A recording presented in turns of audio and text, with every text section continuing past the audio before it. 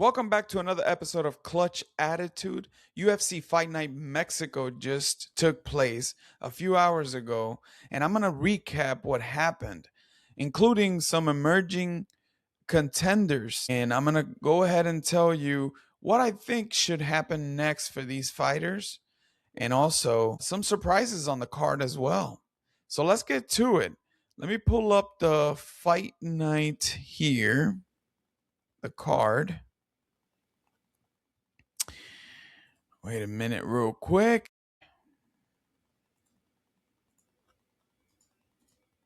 Alrighty. So we have it here. Let me get out of this ad. Oh my God, so many ads. All right, guys. So starting off, Damian Pinas knocked out Wes Schultz in the first round. Now, guys, I'll tell you what. I did have Wes Schultz to win this one. Now, I didn't have it in my parlay, but Damian Pinas has some strong hands. And he was able to take out Wes Schultz. These two fighters came off the Contender series. Damian Pinas, of course, in my opinion, if the fight was in the feet, he was going to be able to knock out Wes Schultz, depending first round, second round. Wes Schultz did not have any threat on the submission. He did try getting a hold of Damian Pinas. Yeah, Damian Pinas' leg, but couldn't do anything. Damian Pinas ended up knocking him out, knocking him down, and then the ref stopped it for a TKO. The next fight was Francis Marshall against Eric Silva. Francis Marshall took the back rear naked choke on the first round, so that was pretty nice, pretty good fight. Now, one of the performances of the night, and actually fight of the night, was Regina Turin against Ernesta Kershide. And that was actually a pretty good fight, guys. This was a banger of a fight. Regina Turin came out swinging. In my opinion, she won all 3 rounds, but Ernesta was also fighting back. You know, she was able to hurt Regina a couple times, but Regina was not, she was not letting go of her gas. She was going at it, guys. This was a banger of a fight. If you get a chance, go back and watch it. This was a 3-round banger of women's MMA. And yeah, well deserved to be, to have $100,000 on this. I don't know how the UFC will do it if they pay $100,000 to both fighters, but it was fight of the night and well deserved as well. After that, we had Javier Reyes, a, weird entrance. He came out dancing to Zumba or YMCA or something like that. D Silva, 40-year-old, he finally is heading down the hill. He got hurt pretty bad. Then Javier Reyes took the full mount and just dominated him, really. Dominated him for a TKO in the first round just with 1 second left. D Silva was arguing to, I think it was Herb Dean. He was trying to hey man, why you stopped it with 1 second left? Dude, you were getting your face planted in the octagon. So on the mat. So yeah, good stoppage there by Herb Dean. Javier Reyes did get did get wobbled at one point, but good enough to not good enough to knock him out. So he came out and just took it upon himself to beat down D Silva. So that was a pretty good fight as well. Pretty good round.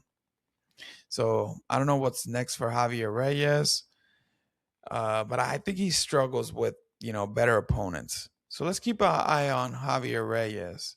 I did think that he was going to win via decision, but hey, a knockout right there in the first round for him. So good job. All right, moving on to Christian Quinones against Chris Moutinho.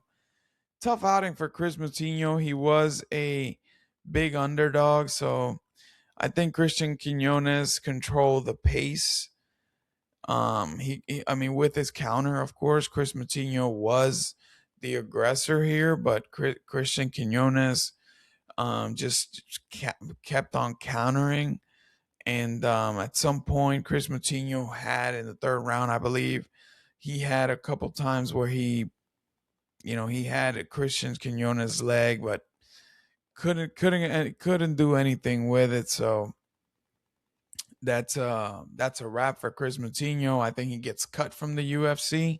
I don't think I think he could do a couple good fights in some of like LFA or other promotions, but I think that's done for Chris Moutinho. I don't think there's anything left for him to prove in the UFC because he's just gonna get whooped again. So yeah, Christian Quinones, good win for him. There should be a good fight for him next. All right, moving on to a fight that I believe was pretty good, but I did have a take on this fight that I did not like. I don't know who this ref was. I think they brought in some refs from the Mexico scene or from, I haven't seen this ref in another UFC fight ever. And at some point, he made, Eileen Perez had control over Macy on the ground and she was being very, she was gaining control, she was moving Macy, and then all of a sudden this ref tells him to stand up. What the heck is going on here? This fight should be investigated. This ref should be taking more classes or watching a little bit more fights. Eileen Perez was clearly moving on here. But anyways, she did get the dub, and that's congratulations to Eileen Perez. Had a great moment on the mic. Calls out Tracy Cortez.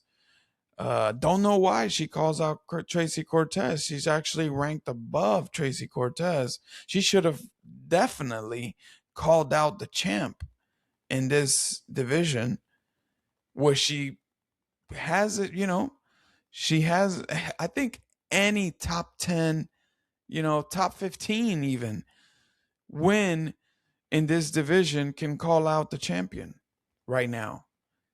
And Eileen Perez should have done that. I don't think she's gonna get the Tracy Cortez fight. I think she deserves a shot at the champ. In this case, the flyweight champ. Because we want something new. We want to see something new. So I don't know. Has she even fought against her? Let's see.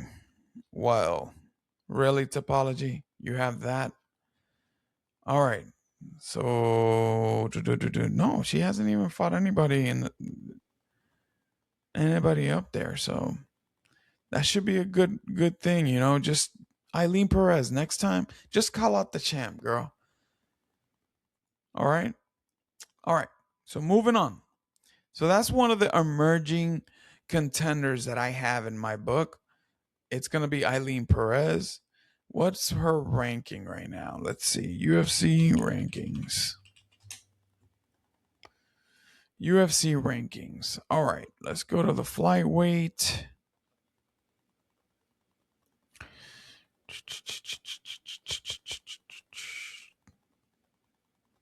Eileen Perez.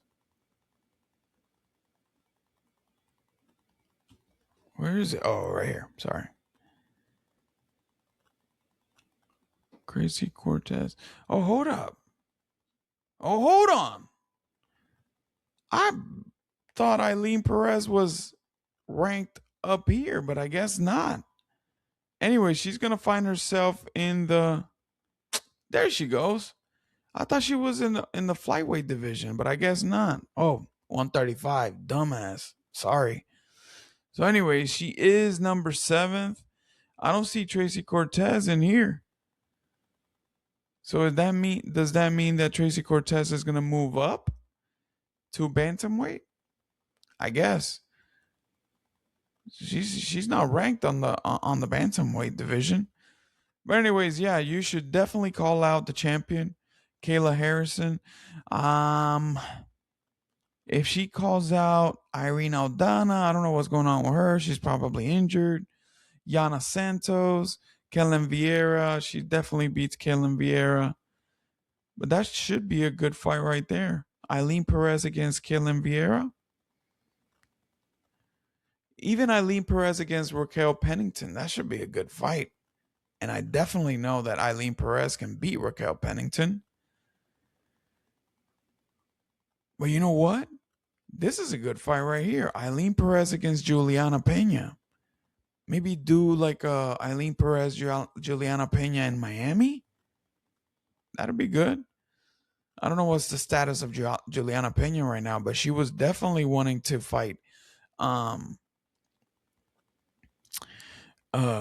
Nunes whenever Kayla Harrison was stepping out due to injury. So that should be good. All right, guys, moving on because this video, I don't want it to be too long. Ryan Gandra, upcoming talent right here. Ryan Gandra just coming off a win in the Contender Series, faces off Jose Medina, takes care of business pretty quick in round number 1 due to punches. Yeah, he hurt this guy bad. And they stopped the fight pretty early, so that's pretty good. All right, moving on. The 21-year-old Santiago Luna against Angel Pacheco. Now, this was the first leg of my parlay, guys. I went 3 for 4 in my parlay. So for those of you guys who watched the first video, Santiago Luna took great fight against Angel Pacheco. Now, Angel Pacheco is a dog. He did get wobbled in the second round and almost got knocked out. But he was able to gather himself and then just started raining down that jab against Santiago Luna. And first leg of my parlay, Santiago Luna by decision. I did score all 3 rounds to Santiago Luna, especially the one that he hurt Pacheco, even though Pacheco, it was a pretty close fight in my opinion. Angel Pacheco, you got a case that he could have won one of those 2 rounds, the first one or the third. But yeah, Santiago Luna did hurt him a few times. It's just that the volume that Angel Pacheco, the jab, the defense, he was defending well against the takedowns. At some point, he was in a guillotine, and he was able to get out, found himself on top. Couldn't do much. Santiago Luna was able to get up and just started raining down some combinations on him. But Angel Pacheco, I hope that if UFC gives him another fight, because he was very fun to watch. Santiago Luna as well. These are upcoming. This is an upcoming talent, so I'm sure he's gonna get another easy fight. Probably another, fight night main card. So that should be good. Then we move on to one of the performance of the nights, Emmanuel Rodriguez against Kevin Borjas. Now, Kevin Borjas was only finished once before this fight, and that was with those calf kicks with Alessandro Costa. But he did hurt Emmanuel Rodriguez in that first round, to the point that I thought they were going to stop the fight. I mean, Emmanuel Rodriguez was on skates, literally on skates, and he hurt him twice. This was tough to watch, he hurt him twice, but he came back in the second round and was just really aggressive. And towards the end, he landed an awkward punch on Kevin Borjas that grazed the top of his head and just Kevin Borjas had a delayed reaction, went down. Emmanuel Rodriguez just used some ground and pound and was able to get him out of there. Oh man, I got hiccups now. But anyways, Emmanuel Rodriguez is now on a winning streak. His Contender Series and now this one. So that's pretty good.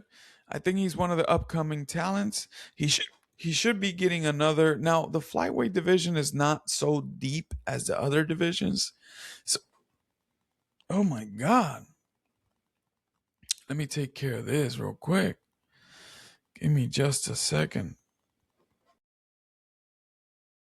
All right, so we're back. Sorry about that. And yes. So we were over here. Imanol Rodriguez against Kevin Borjas. Great outing for Imanol Rodriguez. Got hurt early, then came back. He should be getting another good fight. Maybe somebody not ranked yet. I don't think Kevin Borjas is ranked yet, but he should be getting another slightly tougher opponent than Kevin Borjas. Now, remember, Kevin Borjas was on a winning streak in the UFC. I think he won twice in the UFC, then lost to Alessandro Costa, who was ranked at the moment. Actually, he didn't even have a winning streak. What am I talking about? He lost against Joshua Van after his win in the Contender Series. Then he lost again against Alessandro Costa, then had a win against Ronaldo Rodriguez, then lost a unanimous decision against Sumar Duerji, and then now losing against Imanol Rodriguez. But still, these are good fights right here. Maybe we could see Imanol Rodriguez against Sumar Duerji. That's a good fight right there. Maybe we get to see that, right? Because I don't think he's ready for Alessandro Costa. Definitely not ready for Joshua Van. He did call out somebody, but I don't know who it was. Was it the guy that he lost to in the Yeah, I think that's what it was. I think he called out Joseph Morales. But Joseph Morales is, he's up there now. He's coming off a big win right there against Matt Schnell. So I think he's got a couple fights ahead of Iman Rodriguez. I don't think they're going to face each other just yet. Alibi Idris as well just came off a win. Maybe they see each other again. That should be pretty good right there. Oh, actually, they didn't. Alibi didn't face Imanol Rodriguez in the Ultimate Fighter. So hey, that could be a fight right there, right? But anyways, let's move up. Let's move on to the next fight on the card, which is part of the main card, Edgar Chairez against Felipe Bunes. Now, Felipe was looking good early. I don't know. This was a split decision. And Felipe Bunes was looking good early. Edgar Chairez did win that third round, in my opinion. But Felipe Bunes, there's an argument that he won both the first and second round. He did hurt Edgar Chairez a few times. Well, there's no argument on the first round. Felipe Bunes won the first round. He had a body triangle on Edgar Chairez and was just hitting him with 12 and 6 elbows on the shoulders. Edgar Chairez was, then in the second round, Edgar, he did land a good punch on Edgar Chairez that cut him on the eye. So yeah, tough split decision. I guess the judges gave it to Chairez just because it was in Mexico. I don't know, maybe. But anyways, moving on to the surprise of the night, guys. Bobby Green. I'm surprised this guy didn't get a performance of the night. How the heck did Bobby Green did not get a performance of the night? Great call out at the end saying, hey, we should get our boy Nate Diaz to retire in the UFC. Also said that the after parties at his strip club, that was pretty cool to say. But anyways, what a fraud. Daniel Zellhuber is a fraud, guys. That was an amazing fight he had against Esteban Ribovics, but dang it, guys. He got manhandled by a 40-year-old. That's crazy. Bobby Green. He had Daniel Zellhuber had less than 20 landed significant strikes through 2 rounds, if I'm not mistaken. That's crazy. And I don't even know where those 20 significant strikes were because I just saw him miss most of them. Yeah, he had a couple kicks here and there, but Bobby Green was just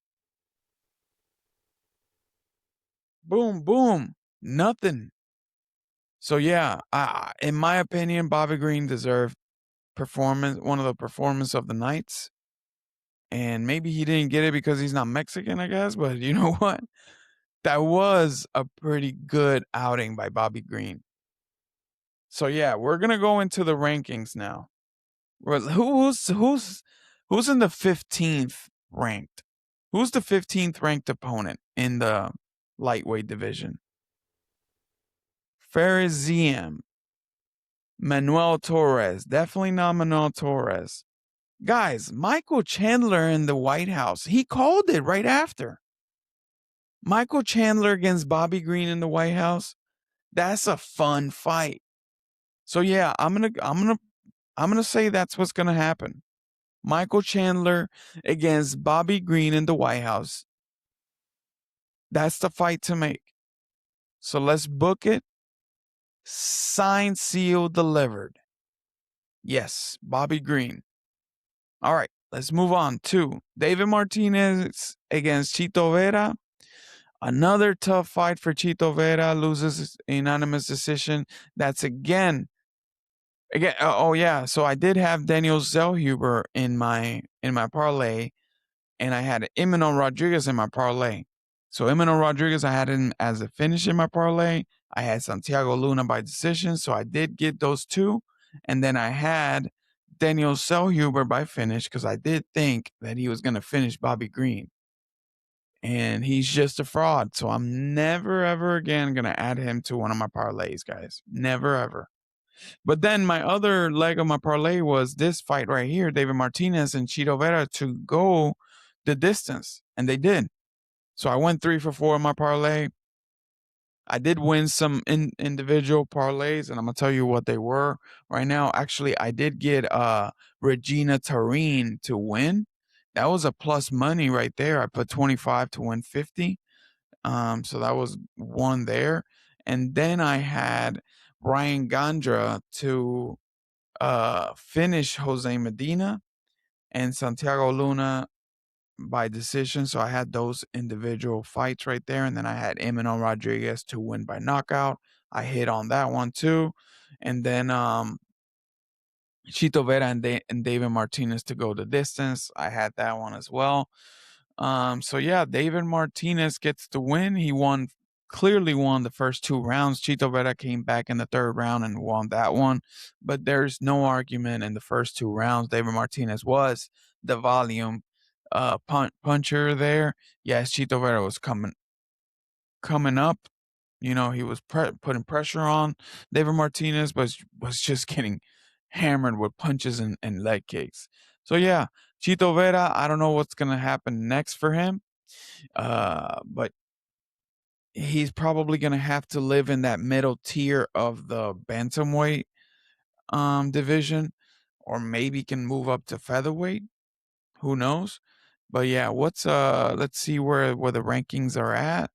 He's definitely gonna be taking bantamweight right here. David Martinez is gonna so Chito Vera is definitely gonna take the number 10 spot. And maybe a fight against Vinicius Oliveira. Vinicius Oliveira coming off a loss. Chito Vera coming off a loss. That should be a good fight. No, Vinny doesn't have too much volume as far as punches goes. He's more of a counter and just so that's a good fight right there to make. Chito Vera against Vinicius Oliveira. That's definitely a good fight. Ecuador versus Brazil.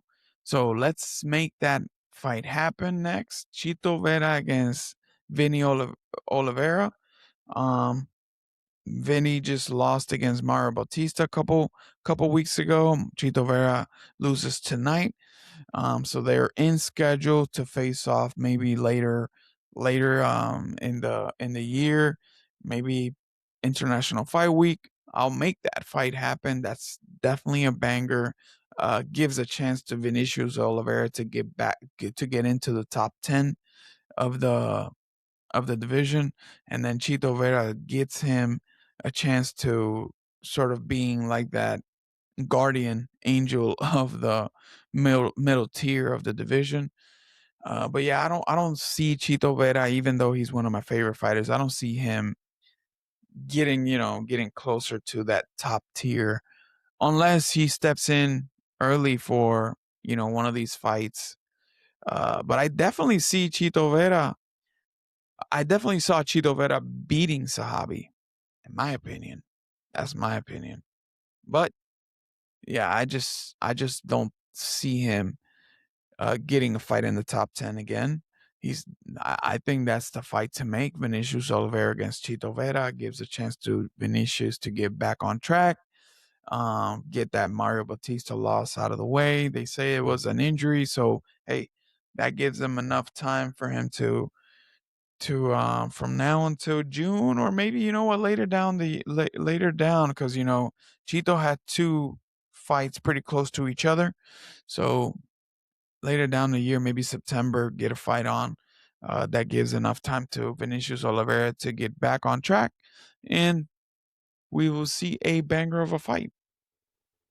All right, so moving on to the main event of the evening. Loney Kavanagh against Brandon Moreno. And I feel bad for Brandon, but he brought it up on himself, that this was on him.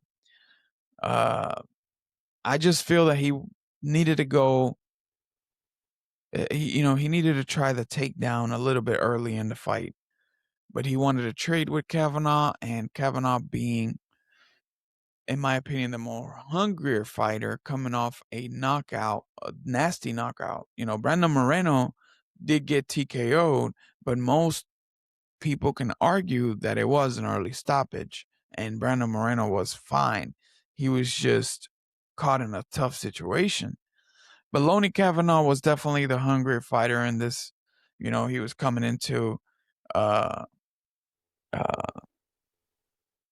unknown for him, or maybe, yeah, I think it was probably his first time in Mexico. So he was on the road basically on this fight, and in my opinion, he was the hungrier fighter. He was countering pretty good. Brandon Moreno couldn't find the reach.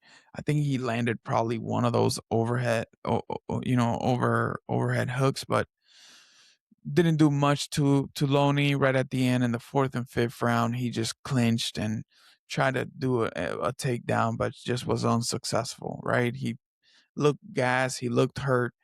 Loney Kavanagh was chewing up on that calf pretty bad. Brandon Moreno at some point was wobbling. So yeah, tough fight for Brandon. Now that is gonna drop Brandon in the rankings. Right now he is number 6. So I'm thinking, I don't know. What do you guys think? Is Loney gonna take that spot? I don't know. Usually that's what happens, right? Whenever a unranked opponent comes into rankings, gets the spot of the guy that he just fought. So yeah, I think so, because Brandon Moreno is ranked number 6, so he should drop.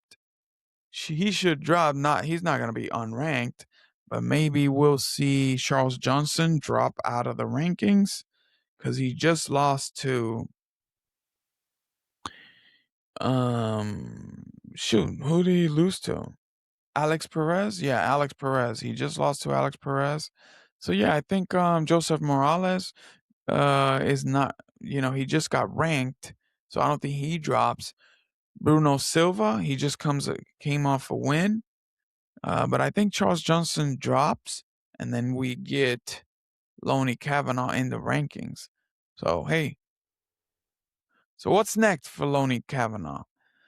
Uh I'm gonna say right here, guys, he can fight Brandon Royval. That should be a good fight for him. So Loney Kavanagh against Brandon Royval. I don't think he's gonna chase that Charles Johnson rematch. because he just beat the number 6 ranked in the division. So yeah, I think he's gonna take against Brandon Royval. That's probably the fastest route to a championship fight, taking on Brandon Royval, a previous number one contender at some point of the division. So I think that's the fight to make. Or maybe an Amir Albasi coming off a loss. But I just think that Brandon Royval fight, that's just gonna that's just better. Brandon Royval against Lonnie Kavanagh, maybe in London. So that's sick. Getting Royval and Lonnie Kavanagh in the main card of in London. That's a pretty good fight right there. And I'm gonna say if he does beat Brandon Royval, depending on how it shapes up, because that's probably gonna happen later down the year, how it shapes up at that time, he can then fast track himself into title contention. Maybe he's going to be one win away. He probably is going to face one of these guys in the top 3. And then if he wins, he gets a. And why am I being so big on Lonnie Kavanagh? Because I did think, like in the previous video, I said it. He got caught versus Charles Johnson, but he was on his way to win that match. He was probably going to knock him out. He was probably going to knock out Charles Johnson at some point. And I think he's a hard, I think Loney is a hard worker, and I'm sure he's going to be in the contention for that title at some point. He's pretty young and good.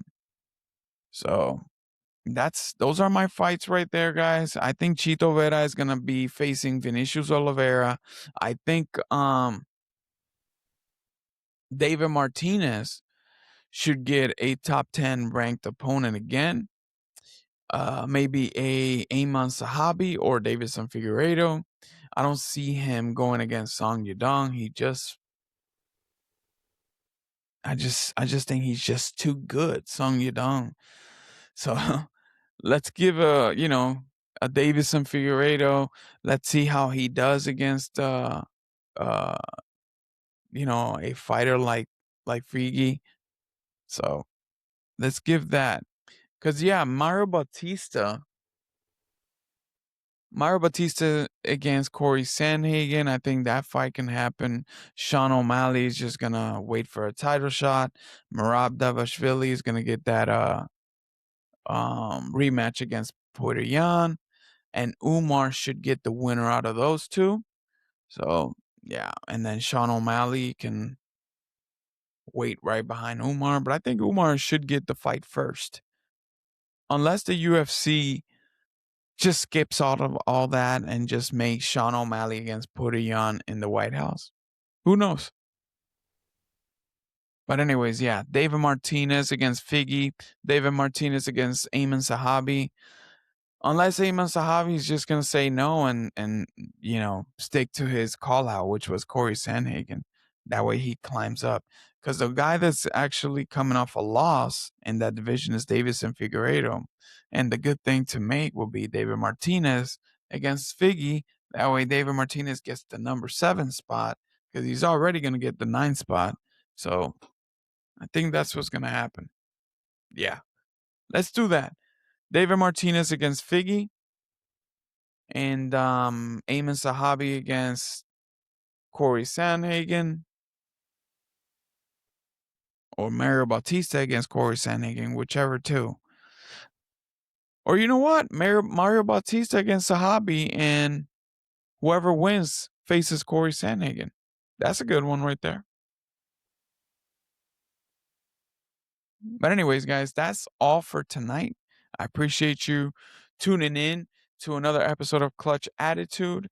And see you again. I think I'm going to record a video of the fight announcements and who my early picks are going to be for UFC 327. So, hey, like, subscribe, and pay attention. I'm about to win another parlay, guys.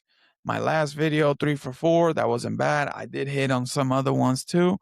But that big one right there, Santiago Luna by decision, I did call it, guys. So, hey, give me props. subscribe, like. Thank you.